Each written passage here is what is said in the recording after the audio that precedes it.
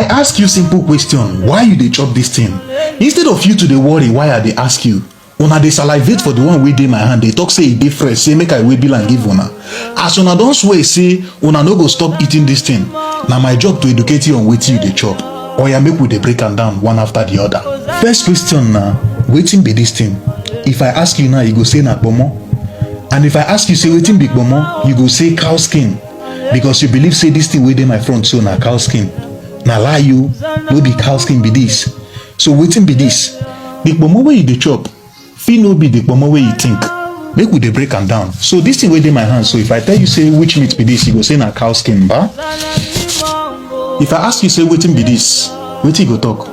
Na still cow skin. But the truth be say these two things wey dey my hand na two different animals, two different meats, but na still kpomo. This na im be the kpomo wey you wan chop, but most of the time na this be the kpomo wey you dey buy for market, because for market na this kpomo na im full, but this one e no dey too see am, because people wey know am na dem dey quick finish am, and e dey more expensive.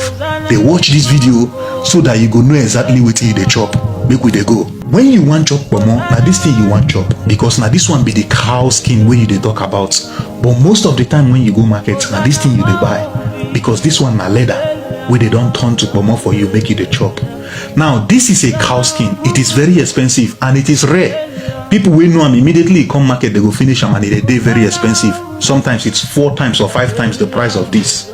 But this one now you dey buy, and this thing na leather, and this leather consists of variety of animals. No be only cow. In fact, you hardly see cow, because cow is more expensive.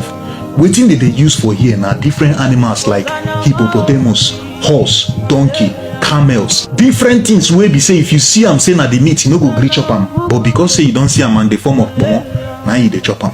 But that one no be the only problem o, because meat na meat. If you cook am chop, the main problem na the chemical wey dem dey use preserve am. You know, this thing was made to be leather. It was made to be used as leather. Dem go need to preserve am. You don see where dem dey offload leather before? Im dey strong. You think say na sun dey use make am strong? Na lie you, na chemical. Dem dey use strong industrial level chemical, and it's not for your body to consume. Some of the chemical wey dem dey use do this thing na formalin. You go ask yourself, say wetin be formalin? You don ever see when person die, they carry am go mortuary, come go do am in straight?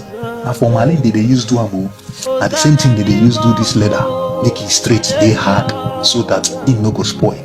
Now imagine say you dey chop chemical wey dem dey use straighten human being wey buy. You don ever ask yourself why be say sometimes when you buy kpomo, you go need to boil am over 1 hour before e go soft for you to use am cook? You don ask yourself say which part of cow dey strong like that, and wetin dey make am strong? No part of cow dey strong like that.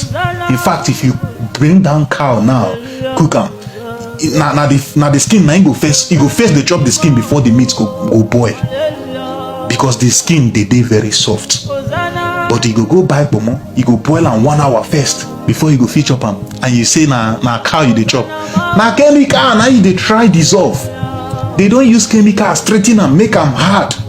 Na that chemical you dey try dissolve. And some people think say if you boil the chemical go comot, e no go dey toxic. Na lie you. When you boil chemical, you dey generate reaction. E go dey react with your pot. E go dey react with every other thing, both water, both salt, everything wey you dey add am. Na chemical mixture you dey do.